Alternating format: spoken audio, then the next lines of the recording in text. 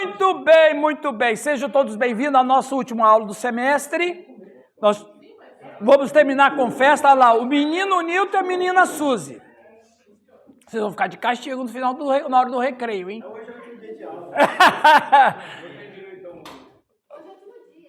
Hoje é o último dia, né? Eita! Hoje nós vamos encerrar o semestre. Olha lá. Nós vamos encerrar o semestre bem especial, né? Agora que eu vou começar. O Nilton deu uma ótima ideia semana passada, a gente celebrar a ceia. Nós vamos celebrar a ceia em nome de Jesus Cristo. Vai dar muito bênção. Vamos orar a Deus? Deus, nós estamos felizes nesta manhã por estudar a Tua Palavra.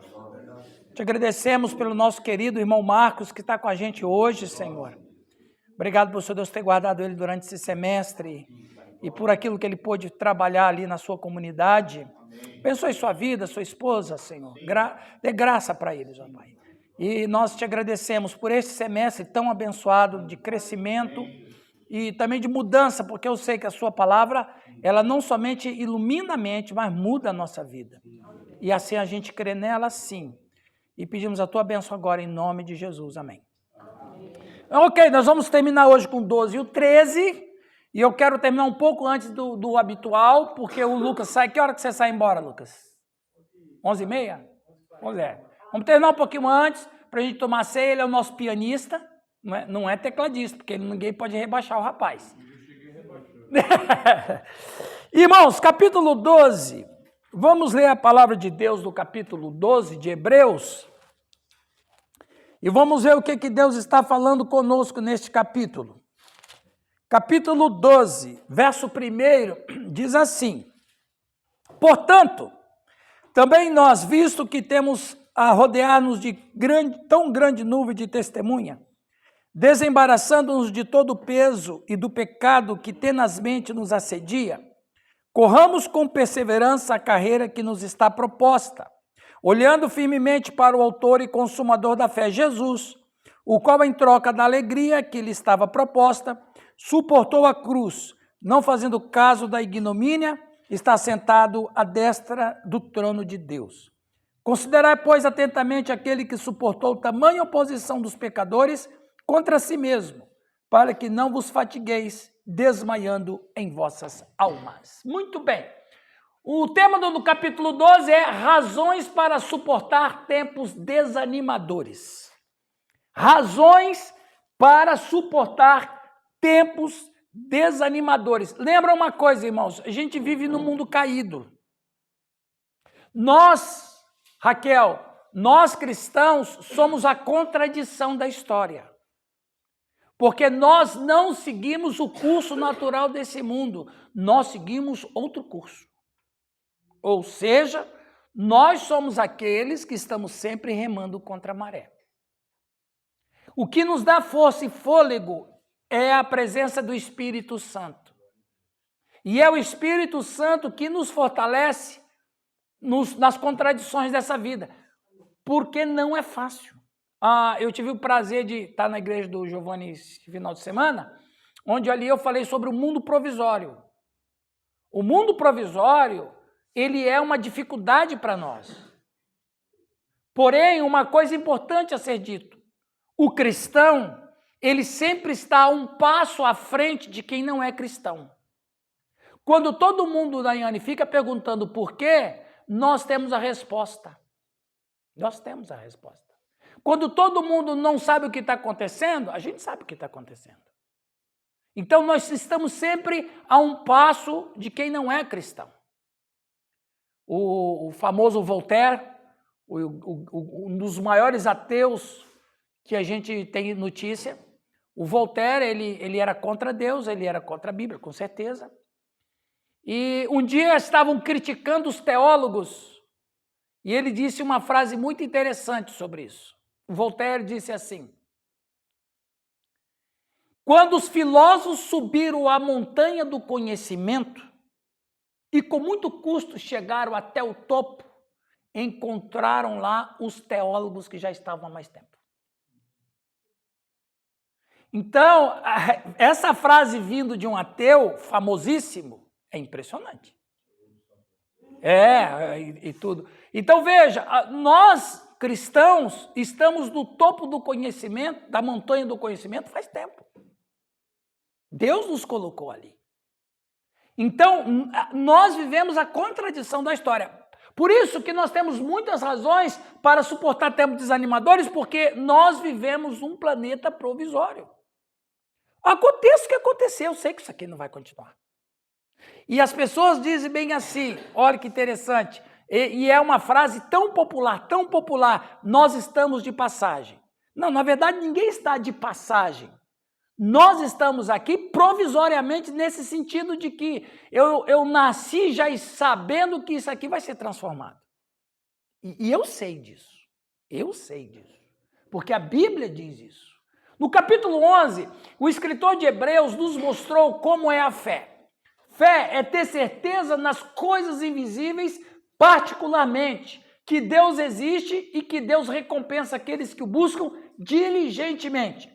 O escritor nos mostrou que esses heróis tinham este tipo de fé. Eles suportaram grandes tragédias, provações e perdas, sabendo que sua fé estava no país melhor que Deus prometeu. Então, o que fez toda aquela gama de heróis da fé, que está na galeria dos heróis da fé, o que fez eles suportar tanta contradição no mundo foi olhar o mundo que virá. Essa é a saída daquele que crê. Todos eles, você pode perceber que eles perderam coisas, perderam situações, perderam vida, no mundo eles perderam tudo.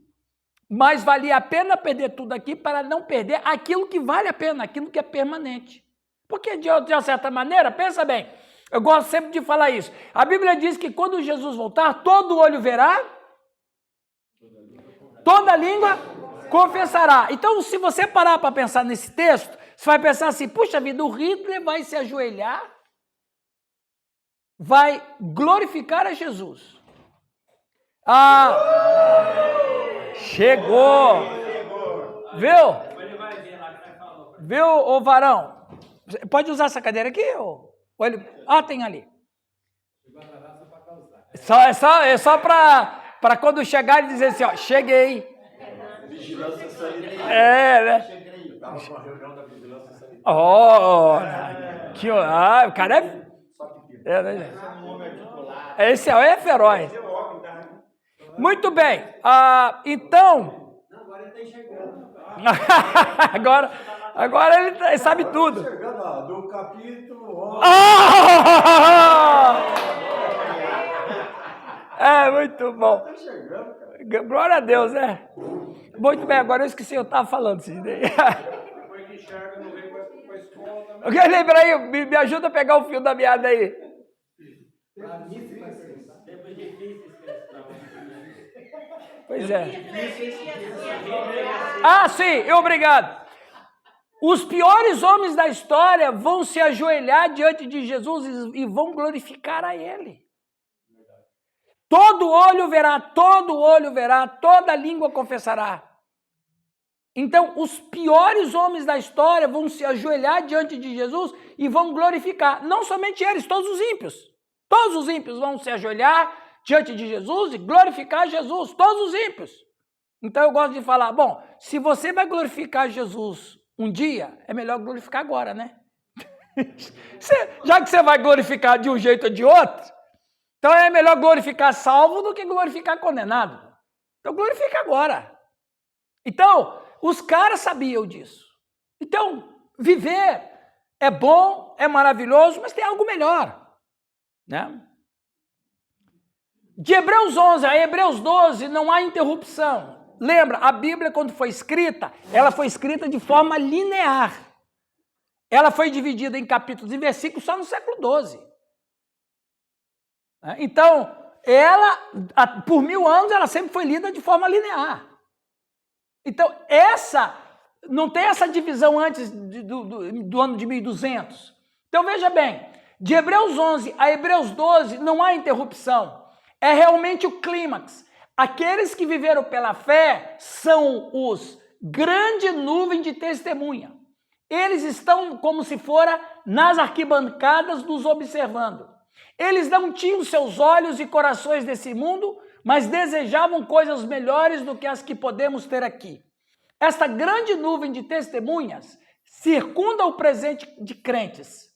O escritor está pensando nos Jogos Gregos, a origem de nossas Olimpíadas, em que os espectadores em níveis em cima, fileiras de assento, cercavam os atletas competidores. Esse texto é interessante, porque ele vai dizer assim, e aqui tem uma coisa muito interessante, porque ele vai falando dos patriarcas, vai falando de todo mundo, vai explicando quem foram, quem não foram, e daí ele entra no capítulo 12, lembrando que é um texto linear, dizendo, já que nós temos grande nuvem de testemunhas, então, a ideia que traz aqui é essa aqui.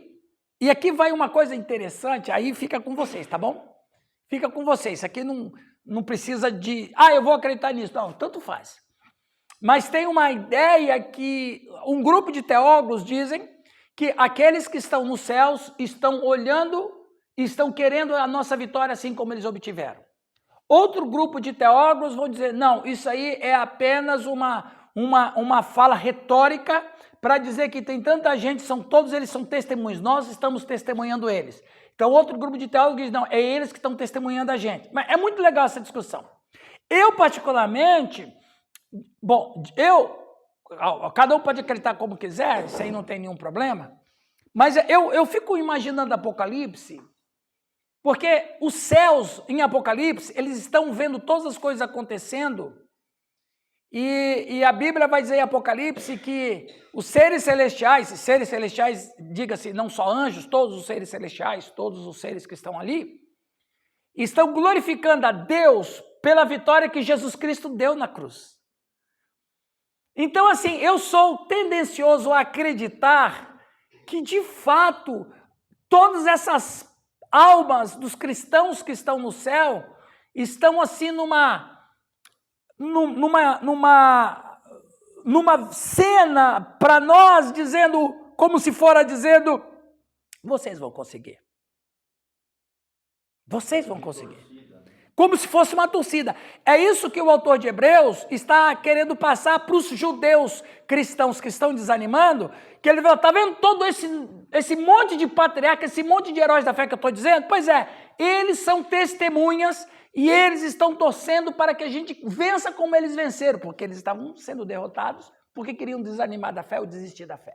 Agora, eu acho interessante, Apocalipse é muito revelador, e há uns detalhes em Apocalipse que às vezes as pessoas não param para pensar e não param para refletir, porque as almas estão lá, estão glorificando a Deus assim, Otília, graças te damos, Senhor, porque o Cordeiro de Deus, com o seu sangue, comprou para si todos os seres, todas as pessoas de todos os povos, todas as línguas. Quer dizer, os caras que estão no céu têm noção por que eles estão lá. Eles não morreram, chegaram lá e disseram, nossa, o que eu estou fazendo aqui? Onde eu estou? Por que eu estou aqui? O Apocalipse vai revelar que quem está no céu sabe por que está lá, sabe por que foram para lá e sabe por que glorificam, porque eles vão glorificar Jesus. Por que razão que eles vão glorificar Jesus? Eu estou aqui por quê?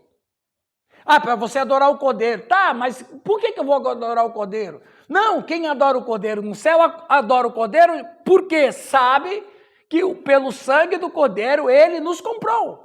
Então, não há uma inatividade das almas que estão no céu. Há uma atividade plena. E há uma consciência plena de quem são, quem foram e por que estão lá. E o autor de Hebreus chega e vai dizer que essa turma que está lá é uma grande nuvem de testemunha de como que estivesse num estádio, olhando os competidores e dizendo, vai, vocês conseguem, porque nós conseguimos. Eu acho isso impressionante. Impressionante. A fé cristã e a vida cristã, ela está muito além do padrão que a gente estabeleceu. Né? Isso é impressionante também. E a gente olhando com os olhos humanos. Os olhos humanos. Exatamente. E a ideia é numa maratona A ideia é essa. A ideia é essa. Percebe? Então, assim, tem tanta coisa linda nas Escrituras que a gente passa por cima, assim, e você fica pensando, mas isso aqui é mais um texto, legal, mas, sabe, pensa bem, pensa, o que nós estamos falando? O que nós estamos pensando? Sim, Marco. Você pode, você é um visitante ilustre. Amém, Jesus, obrigado, misericórdia. Quem são essas testemunhas ao qual estamos rodeados na época em si? O que podemos trazer para nós hoje nessa visão? Os originais, testemunhos originais que ele está dizendo, foram os que ele citou no capítulo 11. Abraão, Isaac, os patriarcas, os profetas, aqueles que venceram reinos, conquistaram, enfim, os anônimos e os famosos. É o que está no capítulo 11. Todos aqueles heróis. E outros tantos mais que a Bíblia não menciona, mas que estão lá. Esses são as testemunhas. E essas testemunhas foram aumentadas com o passar dos séculos.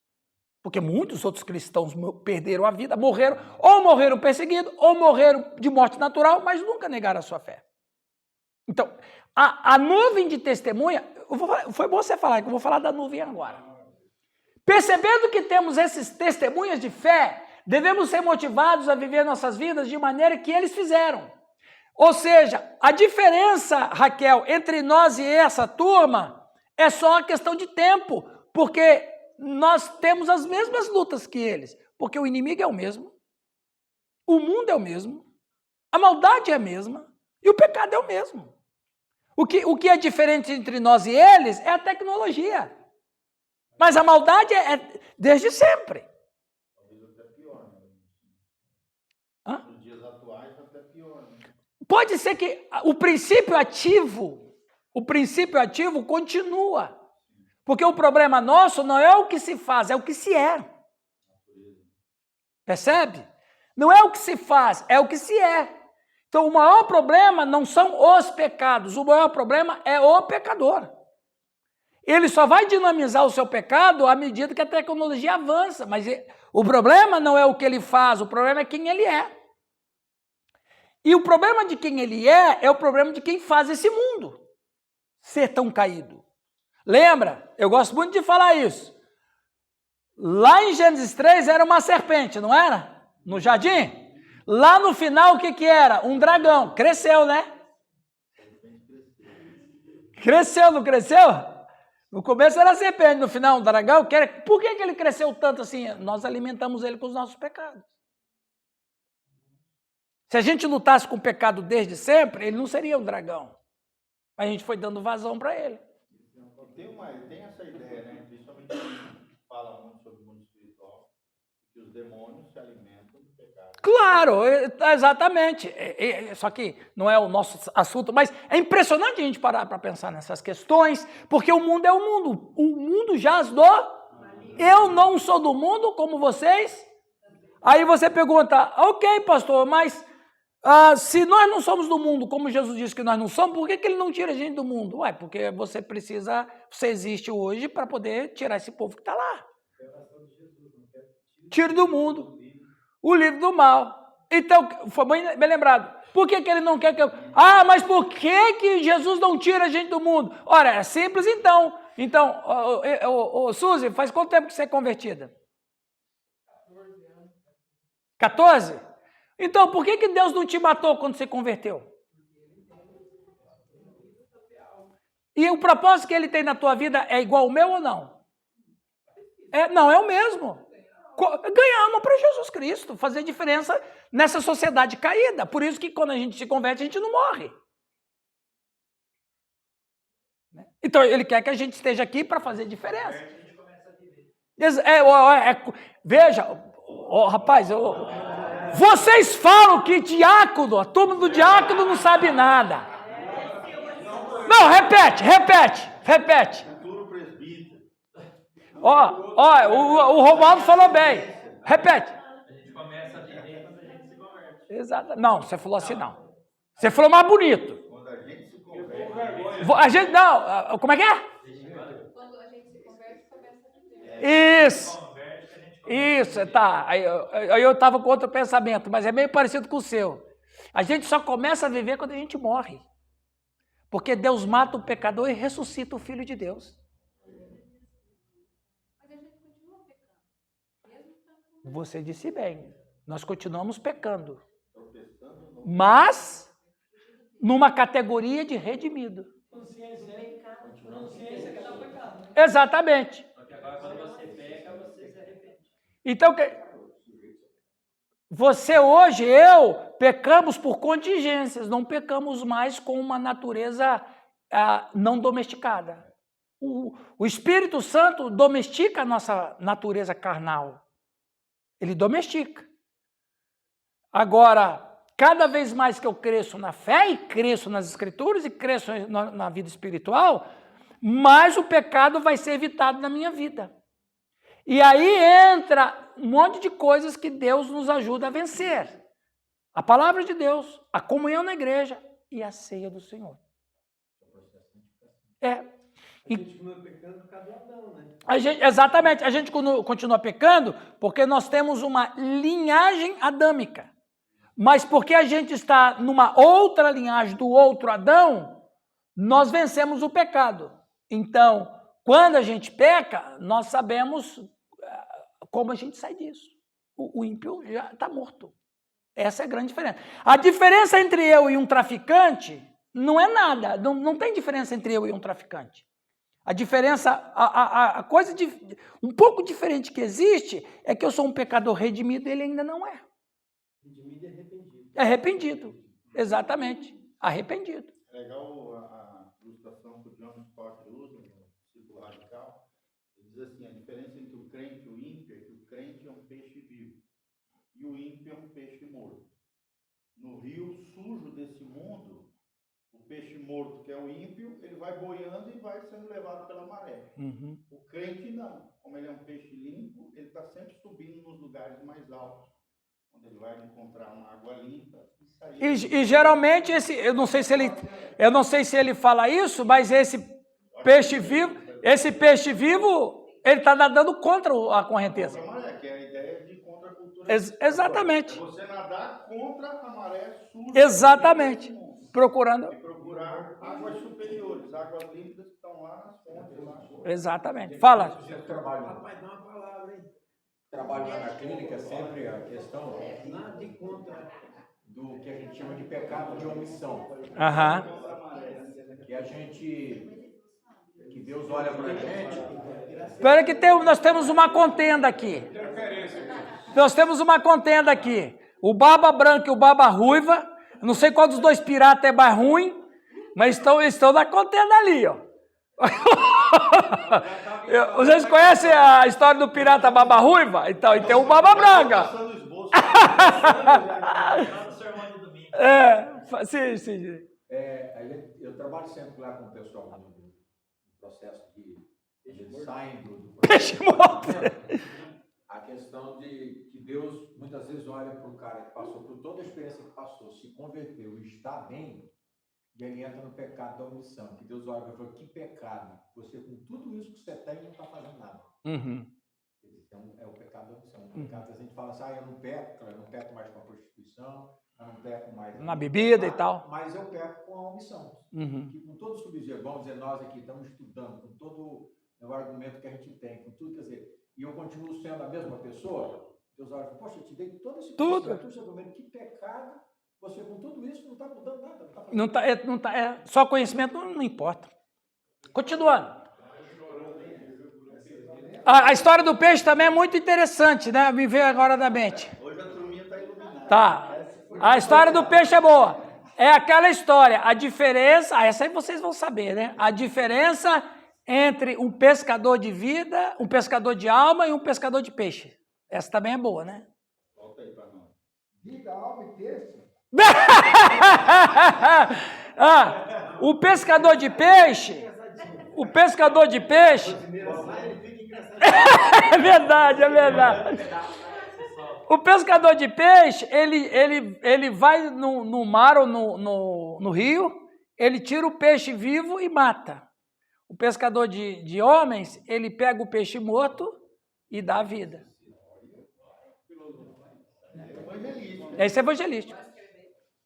Né? A teologia do peixe.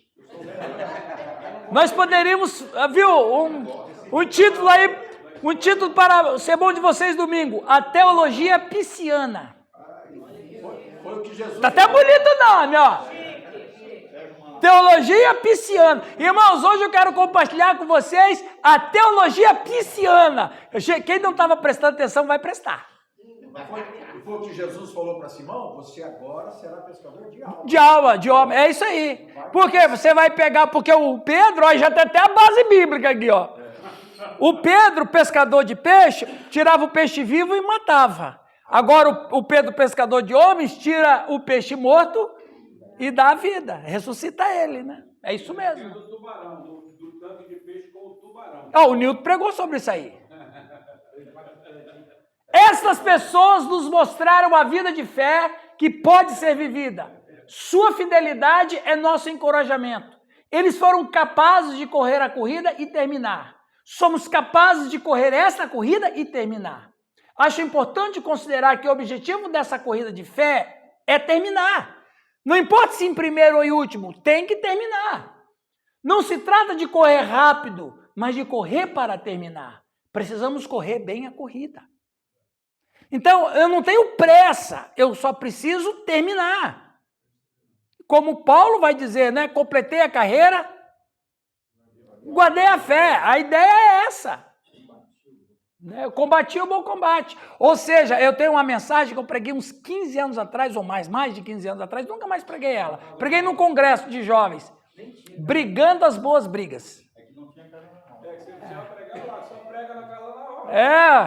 Brigando as boas brigas. E eu falei, hoje eu quero ensinar vocês a serem brigões. Vocês têm que aprender a brigar, mas tem que brigar a briga certa. Né? E é isso mesmo, brigando. Quando ele diz combati o bom combate, ele diz, eu briguei as boas brigas. Né?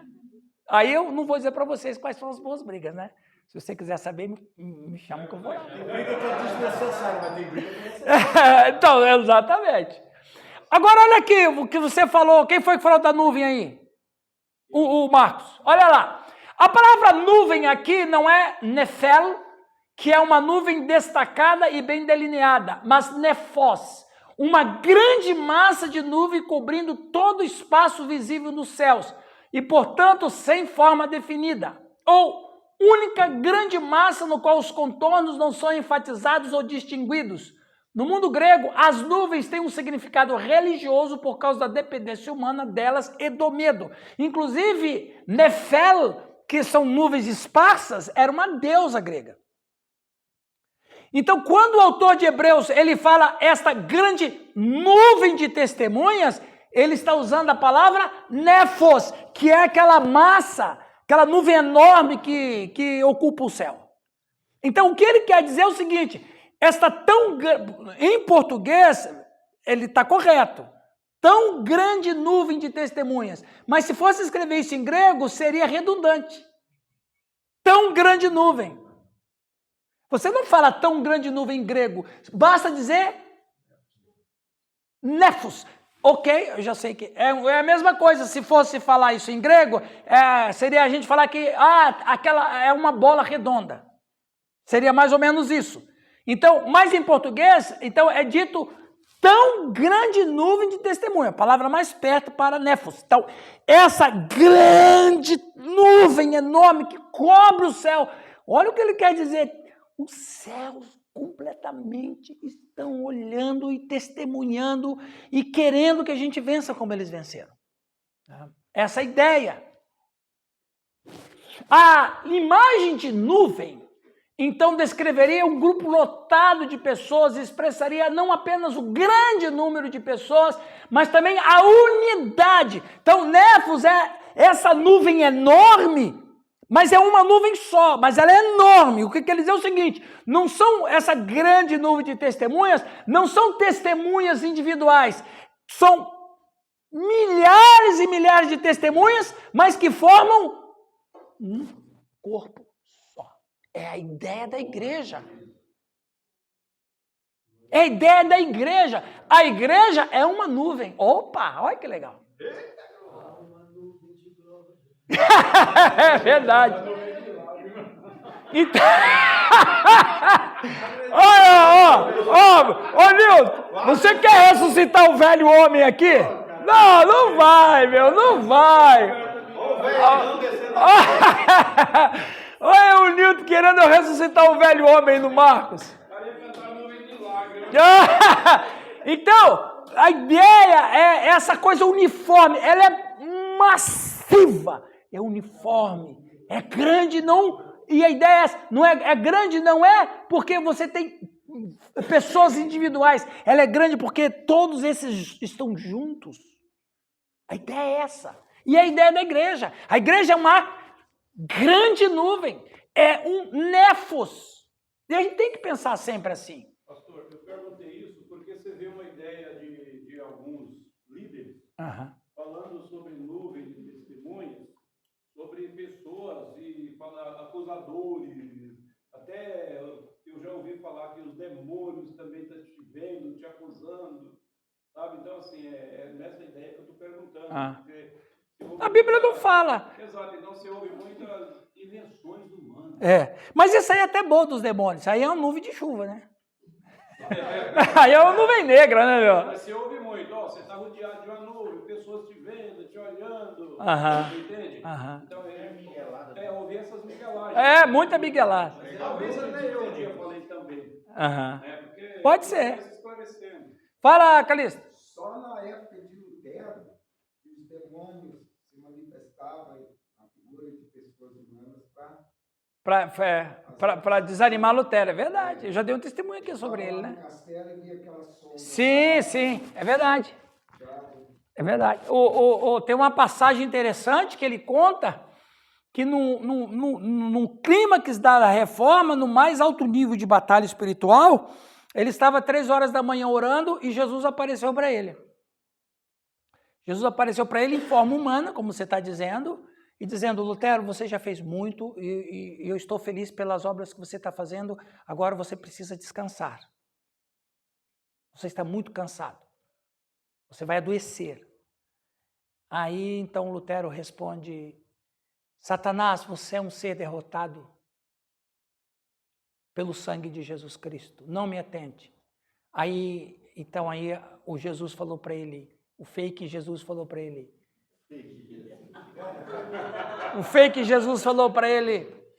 que isso, Lutero? Eu sou o seu Senhor. Ele disse, não, o meu Senhor não é você. Se você fosse o meu Senhor, você teria as marcas da cruz nas mãos que você não tem. Discernimento. Entende?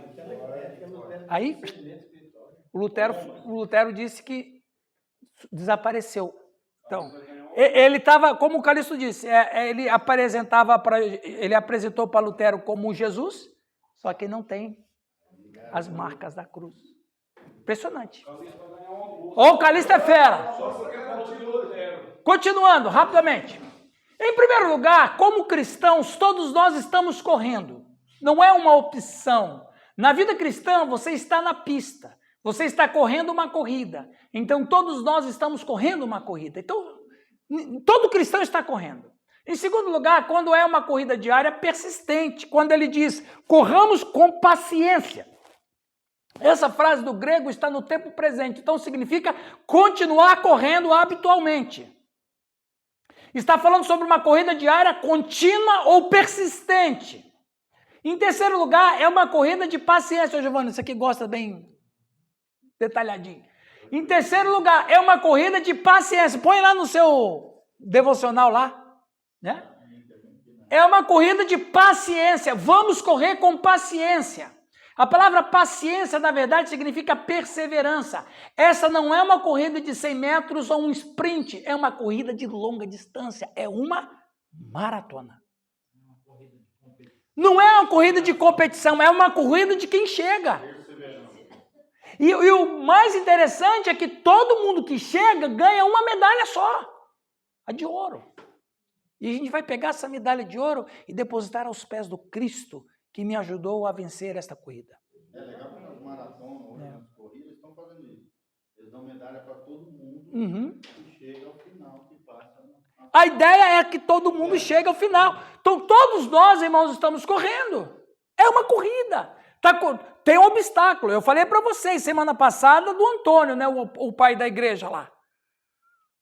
Que o Deus mostrou o mundo para ele e viu o diabo fazendo um monte de ciladas no caminho. Muitas ciladas. Aí ele falou, Senhor, é impossível uma pessoa andar nesse caminho sem cair. É impossível. Não tem um espaço que ele possa andar seguro. É impossível que ele não caia. E aí o Senhor disse para ele, Antônio, os humildes conseguirão. Essa é a ideia. Então, nós estamos numa corrida. É importante distinguir entre um peso e um pecado. Lembra que ele diz lá? Versículo 1 ainda vai dizendo, desembaraçando-nos de todo peso e do pecado.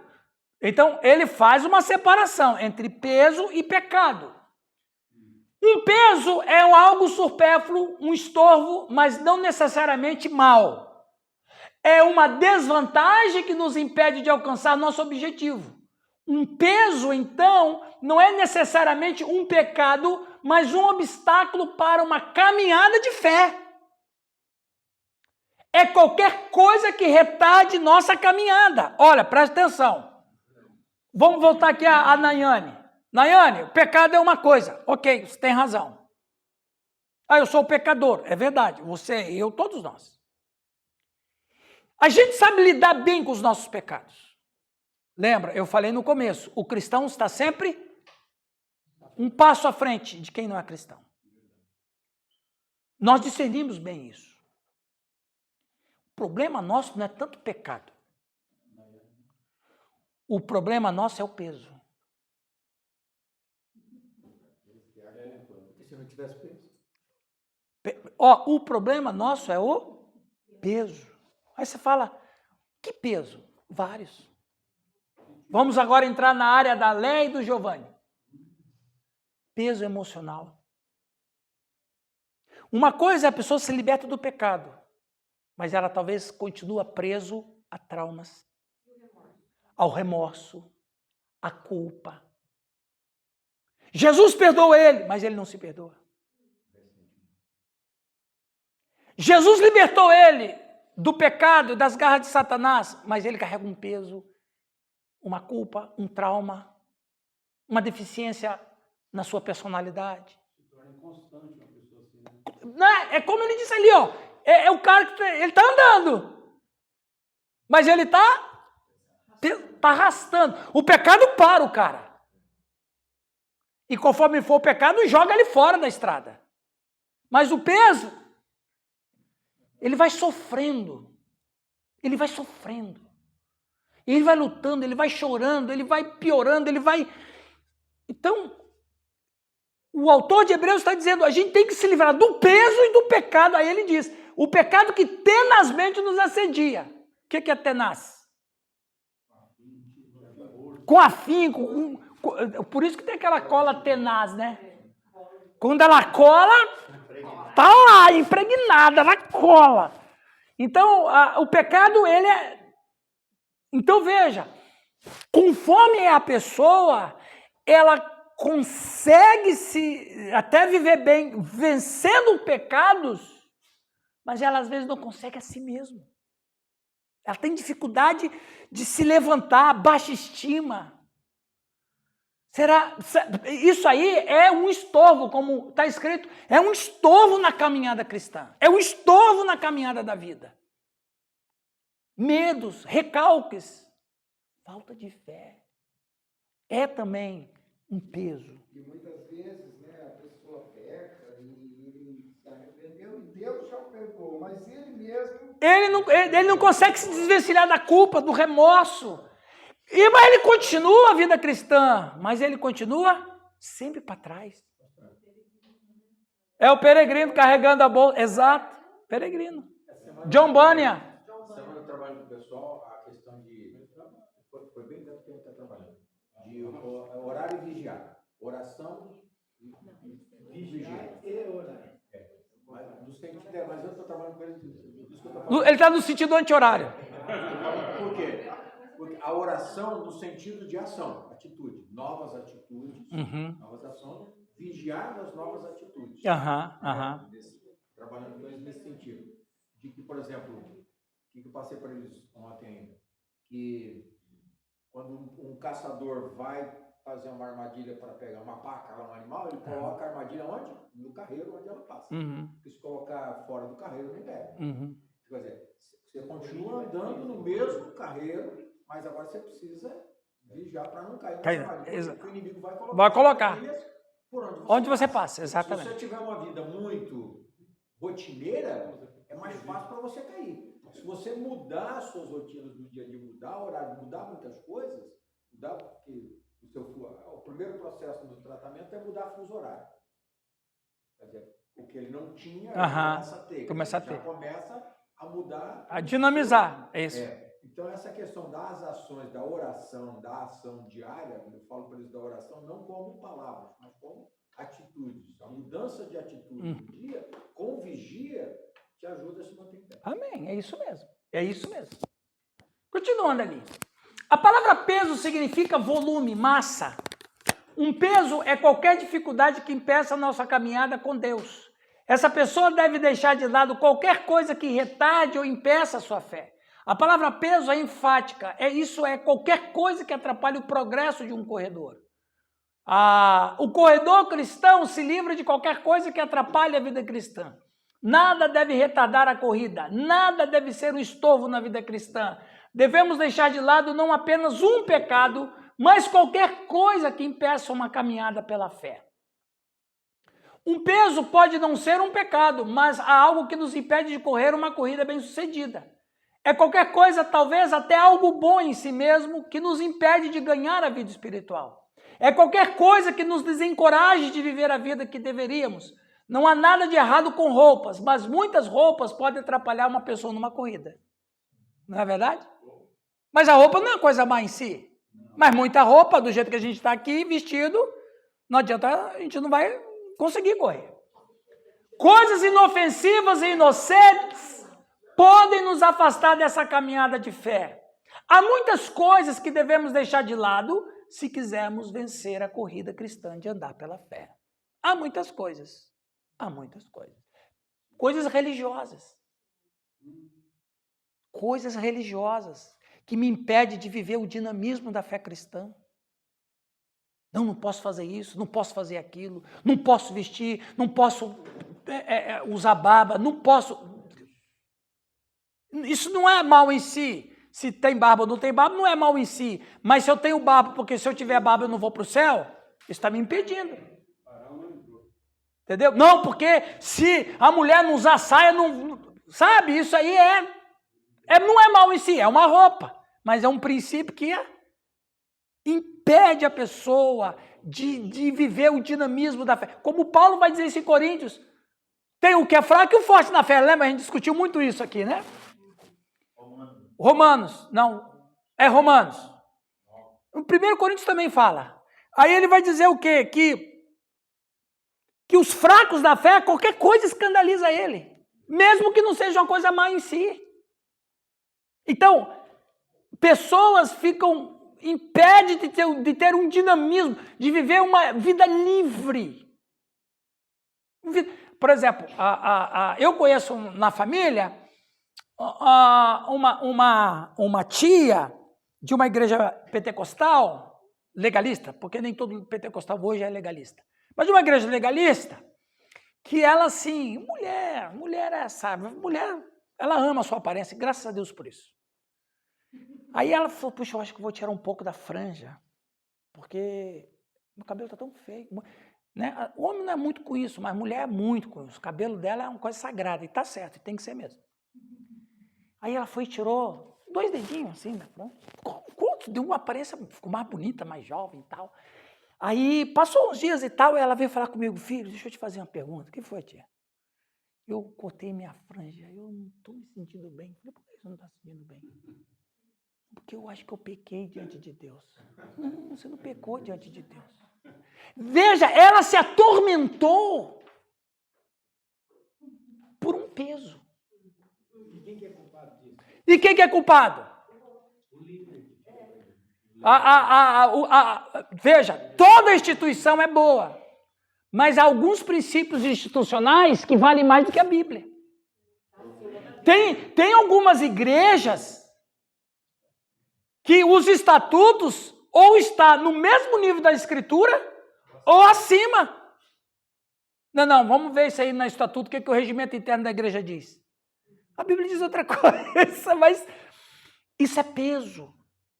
Peso. E a pessoa fica naquele sentimento de pecado. Gente, a pior coisa da vida da gente é a gente estar assustado por um pecado de fato que nós praticamos. Olha, se eu ofendo uma pessoa e depois aquela pessoa diz para mim, você me ofendeu, eu me humilho, eu peço perdão para aquela pessoa, ela me perdoa, nós oramos, mas dentro de mim fica aquele sentimento, que idiota que você foi falar aquilo. Isso é um sentido, mas quando tem esse sentimento que não tem sentido de ser. Se ele tem sentido de ser, ore para Deus tratar você. Mas quando ele não tem, sentir um peso de uma coisa que eu acho que é pecado, e não é pecado, se torna um peso. Sobrecarga, tira alegria, tira felicidade, a pessoa vai para o culto, já vai para o culto com aquela sombra negra, e se ela não for para o culto, a sombra negra aumenta, mas ele não está muito afim do culto, porque ele não está animado, a sombra do... O que o Marcos falou, a sombra de demônios, a sombra negra. A grande dúvida do Marcos, que é a dúvida de chuva, né? Essa é a ideia de muitos religiosos. Muito. O religioso é a pessoa mais escrava que existe. A religião trabalha em 3 pilares: tabu, medo e... Me faltou agora o último lá. Não era bem essa palavra. É medo, tabu e castigo. Medo, toda religião, toda, cristã ou pagã, ela trabalha nesses 3 pilares: medo, tabu e castigo. Quando a Bíblia nem fala, mas o medo, tabu e castigo é a religião que impõe. Isso se torna peso. Prisão. Então a Escritura perde para um religioso. Mesmo que a Escritura diz, não tem problema, mas o religioso diz, não, mas eu aprendi na igreja que não pode cortar o cabelo. Um amigo meu... O Newton, eu sei. É ele mesmo. Essa denominação. Ele é pastor de uma igreja assim, muito radical. Lá da Asa Leste, eu sei. E aí, um tecladista da igreja dele, o menino é uma benção, sabe? Tem uns 23 anos, menino. Toca uma benção no louvor. E um dia o menino apareceu na igreja com o cabelo todo pintado de branco. Opa! Tudo branquinho. Platinado. Pintar o cabelo de branco, jogador, faz isso, né? Aí o pastor, que é muito amigo meu, ligou para mim, o que eu faço, rapaz? O menino tá com o cabelo pintado de branco, e ele é o tecladista da igreja, e acho que eu não vou deixar ele tocar, não. Falei, peraí, mas como é que é o testemunho dele? Não, ele é uma bênção. Rapaz, só por causa do cabelo branco, deixa... Não, vai ficar branco mesmo, ué. Mas o que a igreja vai falar? Eu falei, olha, que se dane a igreja. Eu tenho liberdade com ele, eu falei, rapaz, é ele Deus. É isso. Ele tá vendo? Então deixa esse menino tocar. Exato. Se você tirar ele daí, ele pode até sair daí. Como eu já conheço vários testemunhos iguais a esse. E aí ele deixou o menino tocar, e só foi uma febrezinha, passou... Depois... Sim, você foi sábio, você foi muito sábio. Você foi muito sábio. Esse peso que poderia colocar na costa dele, poderia atrapalhar a carreira inteira cristã.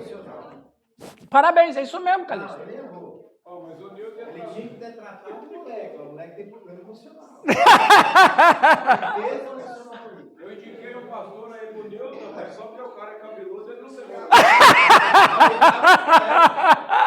Parece mais mulher que Não, louco. Continuando aqui. Tome cuidado com o seu pecado que o assedia, aquele para o qual sua natureza e constituição mais se inclinam. Como na colmeia há uma abelha mestra, assim no coração há um pecado mestre. E eu imagino que um pecado mestre que nós possuímos tem muito a ver com a nossa personalidade, viu? A gente tem que cuidar com isso. Todos nós. Todo mundo aqui tem um pecado mestre. E geralmente está vinculado com a sua personalidade. Interessante essa comparação com a Adriana. Exatamente. Há algum pecado que é um favorito especial? O querido pecado que está no peito, isso enfeitiça e afasta o coração. Aquele pecado que o homem mais nutre, e ao qual todos os outros pecados são subservientes, é o pecado que é o mais cuidado e esperado. Thomas Watson viveu no século XVII, maravilhoso teólogo aí.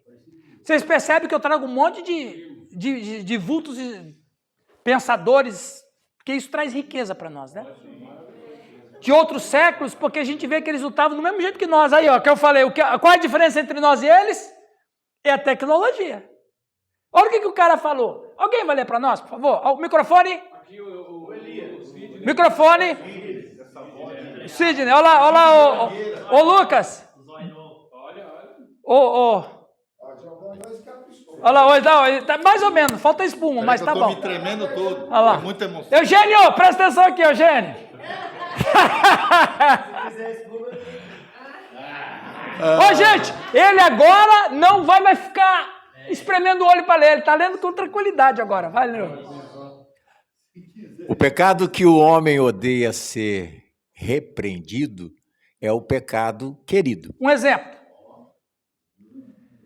Vamos pegar um colérico. Colérico é um sabichão, é um manda tudo. É o fortão, é o que pode, é o que manda, é o que sabe, é o poderoso. Aí o Alex vai chegar pro Marcos, o Marquinhos, e o Marquinhos é esse colericão. Aí o Alex fala assim, ô pastor, eu acho o seguinte, eu acho que aquela sua ideia é boa, mas ela não é, ela poderia ficar melhor. Que melhor o quê? Eu sei, eu fiz, Alex, eu sei, eu tenho experiência. Esse é o pecado querido, arrogância, orgulho. Está muito ligado com a personalidade, o pecado querido. Continua lá, Sidney. 2. Aquele pecado que tem mais poder sobre um homem e mais facilmente o leva cativo é o amado da alma. É o amado da alma. Existem alguns pecados que o homem pode achar, adiar e repetir melhor. Repelir. Repelir. É porque a letra está pequena, mas você está indo muito bem. Mas há um pecado que ele não pode negar. 3. O pecado que os homens usam argumentos para defender é o pecado querido. Eu já vi isso acontecer. Não, você veja bem. Não é bem assim, que é arrogante. É a minha opinião.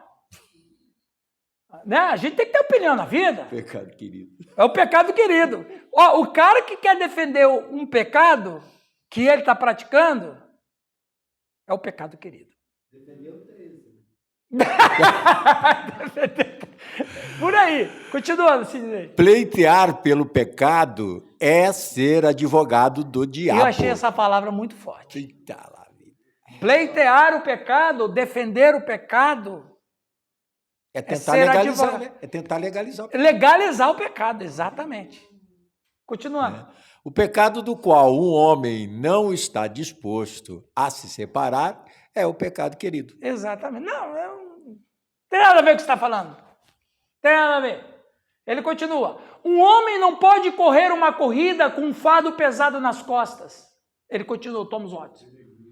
Uma pessoa imoral não pode correr a corrida de santidade. Um homem orgulhoso não pode correr a corrida da humildade. Um homem obstinado não pode correr a corrida da obediência. Se o pecado é um mal tão mortal, não se atreva a ceder a nenhum pecado do peito, que é o mais perigoso de todos. É como um câncer que atinge o coração, que é mortal. Um querido pecado em que vivia, abre uma brecha para Satanás entrar. Entendeu? O Paulo vai dizer isso, não é? Em Efésios 4. Não se deixa pôr o sol sobre a vossa ira, nem deis lugar ao diabo. E daí, Raquel, você vai perdoar a Aliene ou não vai? Não, eu vou perdoar. Quando? Daqui a 6 meses. Por que daqui a 6 meses? Eu me mudei para Groenlândia. Não é da Groenlândia que o sol se põe de 6 em 6 meses? Eu estou biblicamente falando, eu estou certo. A Bíblia diz lá, não se ponha o sol, ou seja, não vai dormir sem resolver esse problema. Mas eu vou resolver daqui a 6 meses. O sol só vai se pôr daqui a 6 meses. Eu mudei para Groenlândia. É por aí, né? Agora, olha esse aqui, ó, o John Angel James, do século XIX, mais perto de nós. Os pecados que assediam são poderosos obstáculos ao progresso cristão. No caso da maioria das pessoas, há algum pecado para o qual seja uma situação, gosto, constituição ou outras circunstâncias. Eles são mais poderosamente tentados do que para outros.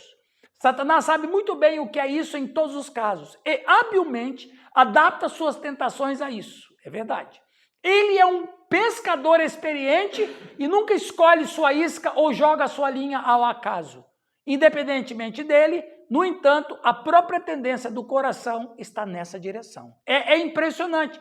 E o que eu acho impressionante é que você fala, John Watson é do século XVI.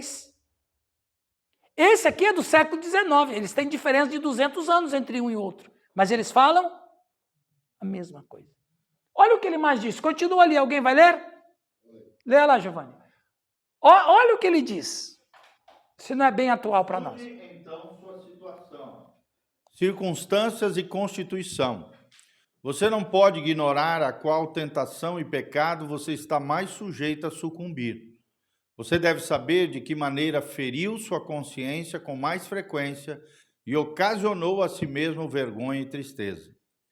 É um temperamento não santificado? Ou seja, você se ira, ofende as pessoas e diz assim, não, eu sou assim mesmo. Você tem que me aceitar como eu sou. É isso que ele está falando. Não, eu sou assim mesmo. Você tem que me aceitar como eu sou. Será que isso é fato? É o meu jeito, é o tipo da madeira. Aí alguém fala bem assim, um dia uma pessoa fala assim, não, pastor, mas é o tipo da... Ele não queria reconhecer que estava pecado em alguma coisa. Ele disse para ele, não, pastor, mas é o tipo da madeira. Eu falei, madeira podre, hein? Essa madeira está cheia de cupim, meu. Dá um jeito isso aí. Continua, Giovanni. É uma imaginação impura? É um coração orgulhoso? É uma mente vã? É um gosto pela companhia mundana? Companhia mundana, só que no século XIX, o que era mundano? Século XIX. Não religioso. Gente que vivia com bebidas, com prostituição. Prostitutas. Entende? Isso é mundano na época dele. É uma propensão à inveja e ao ciúme? É um amor ao dinheiro? É uma tendência ao exagero na fala? Ui! É uma predileção pelo prazer? É uma disposição para a censura e a calúnia? Olha, ele já aumentou mais que o John Watson. Percebe que ampliou a consciência. Ampliou. Vocês estão percebendo que a temperatura está caindo? Ampliou a questão de pecado. Agora, eu quero aqui, ó. Ninguém precisa falar nada. Sabe o que acontece às vezes numa igreja? Léa. Tem um determinado membro da igreja. Pode ser pastor, pode ser o diácono, pode ser o presbítero, pode ser quem quer que seja. Ele tem um pecado querido. Seja qual for desse aqui, da natureza que for. O diabo está olhando ele na igreja. Ele não se importa. Alguém vai dizer bem assim, algum demônio vai dizer, você não se importa que aquela pessoa está lá na igreja? Ele vai dizer assim, não, eu não me importo que ele está na igreja. Quando ele sair de lá, ele é meu. Ele é meu. Ele está na minha mão.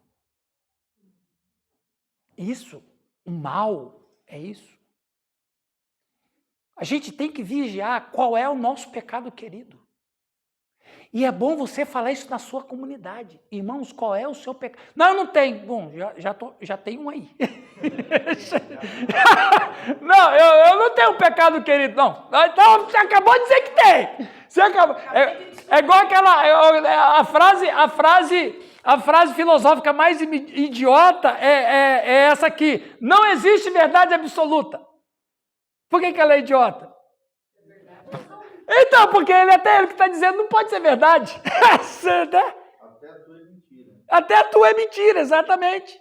Então veja, chega na comunidade. Irmãos, temos que visitar nosso... Qual é o pecado preferido que a gente tem? Ah, eu não tenho. Acabamos de descobrir, você tem um aí. É o pecado de não dizer que não tem pecado. Não reconhecer. Senhor, eu tenho um pecado preferido. Está intimamente ligado com a minha personalidade, ou está intimamente ligado com a minha fraqueza, ou está intimamente ligado com o meu trauma, ou está intimamente ligado com a minha vida do passado. Me ajuda, Senhor. Me ajuda, Senhor. Percebe? Essa luta que a gente tem que ter. Em certo sentido, todo pecado que cometemos tem em sua raiz o pecado da incredulidade. E a maioria dos crentes tem um pecado que tende a tropeçar neles com mais frequência do que outros. Este pode não ser o significado principal do escritor, mas é certamente uma aplicação razoável que cada um de nós procure sinceramente deixar de lado aquele pecado que tantas vezes e tão facilmente nos enreda. Não reconhecer que uma coisa é séria. Não reconhecer que uma coisa é perigosa. Não, fica sempre terceirizando a culpa, terceirizando as coisas. Preste atenção na tua vida. Não, eu sei me cuidar. Acabou, morreu. Esse aí caiu. Eu já vi quantas vezes. Não, pode deixar, eu sei me cuidar. Já era, já caiu. Né?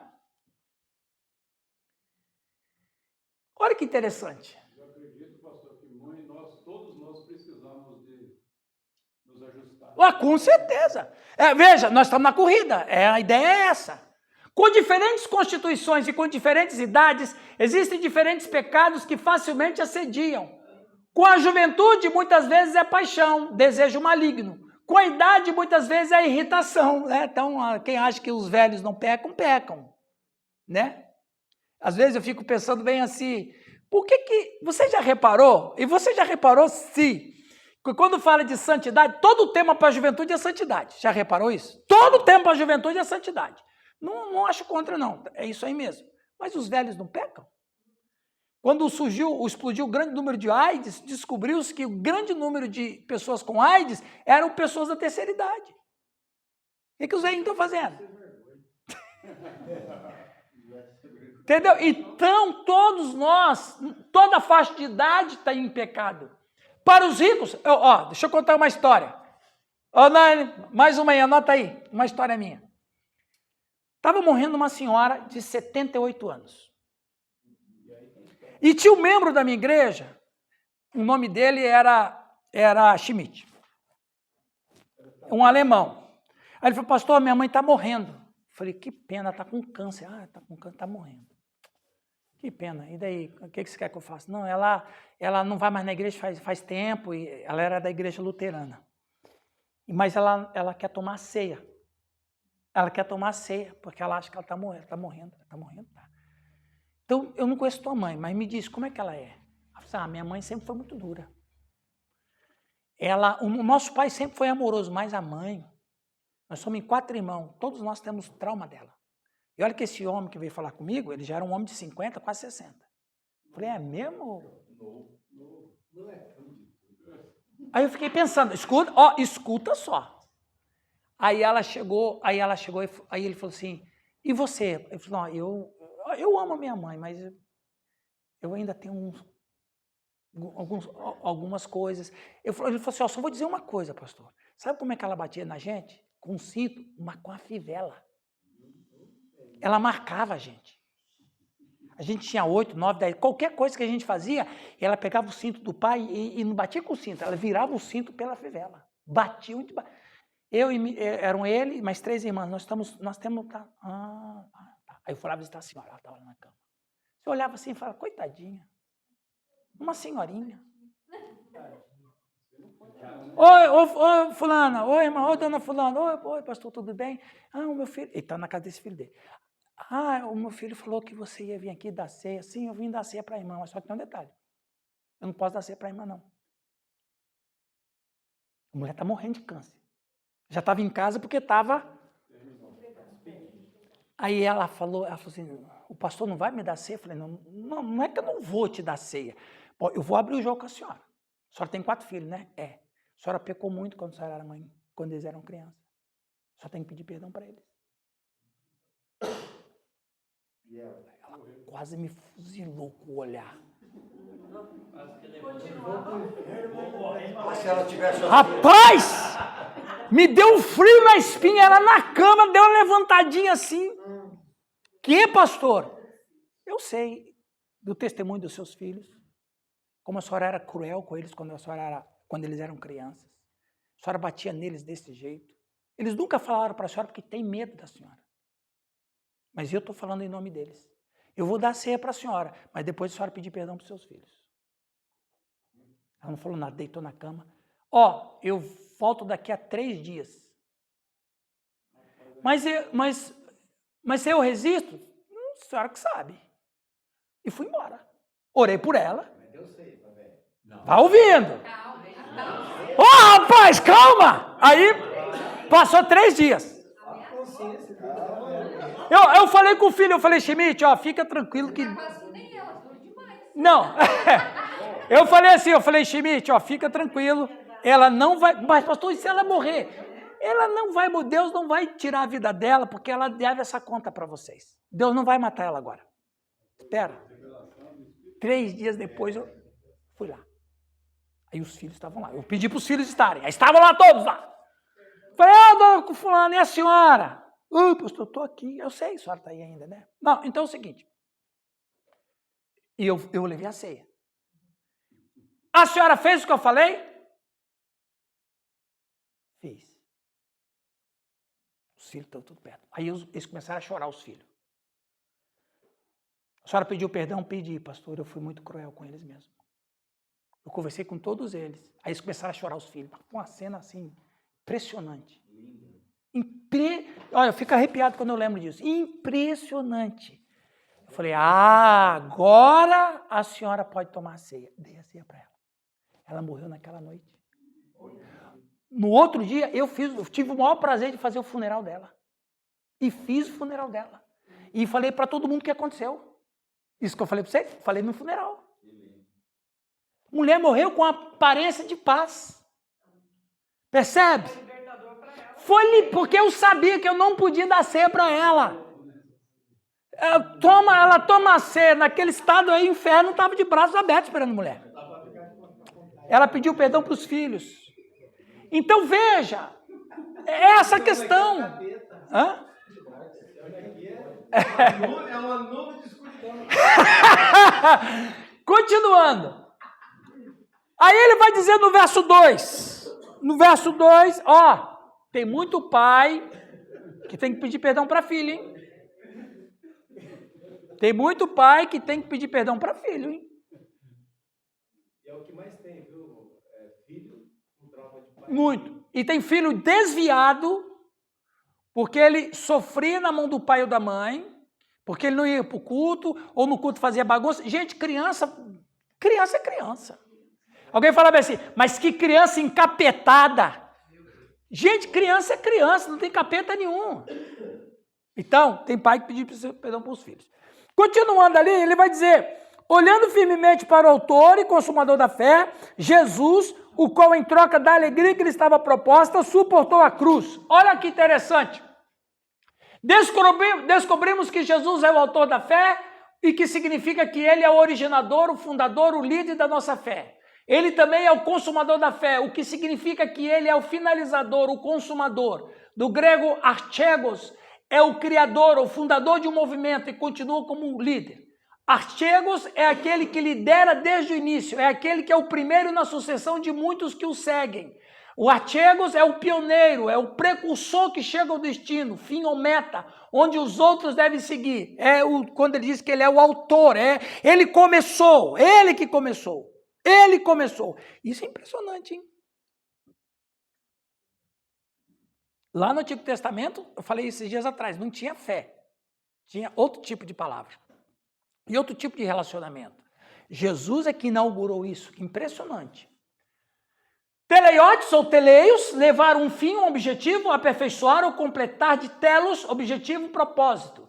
Descreve um estado de completude, perfeição ou maturidade completa. O que perfecter significa pragmaticamente? Isso significa que se você quiser procurar um exemplo perfeito de fé, você olha para o nosso Senhor Jesus Cristo. Se você olhar para Abraão, vai ver fracasso. Se olhar para Abel, verá fracasso. Se você olhar para Moisés, verá fracasso. Em Gideão, Sansão, Jefté, no Nilton, no Giovanni, no Irã, vai ver fracasso.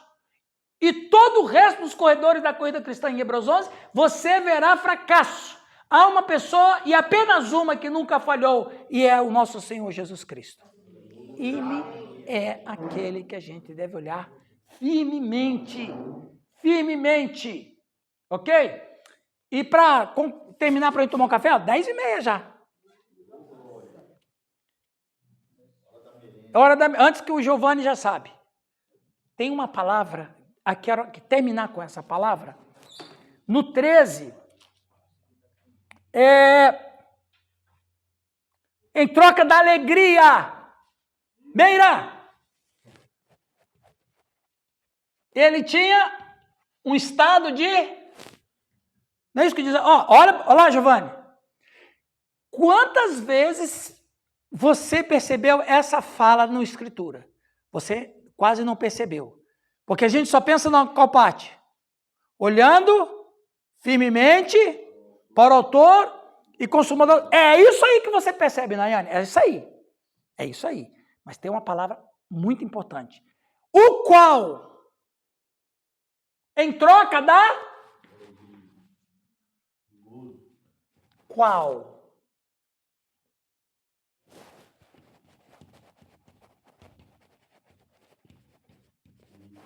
Pericorese. Não. A alegria que está no grego significa uma felicidade profunda, plena, indizível. Isso mesmo, Newton. Isso mesmo. Você é fera. O Newton é cruel. Eu falo as coisas aqui, ele vai no Google. Eu falo a coisa aqui, ele vai no Google. Esse Newton é incrédulo, Tomé. Então veja. A pericorese é uma doutrina maravilhosa, né? Que era um tempo de alegria que a Trindade vivia. Jesus trocou a alegria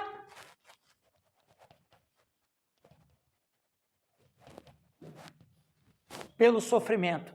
Ele sai um ambiente de festa e entra num ambiente de sofrimento. Meu Deus, que coisa impressionante. Em troca, olha o contraste. Em troca da alegria que ele estava proposta, no grego, em troca da alegria que estava na frente dele, o que ele fez? Suportou a cruz. Ou seja, ele sai do ambiente de festa e entra no ambiente de sofrimento, por amor a cada um de nós. Vamos tomar um café? Depois nós vamos finalizar o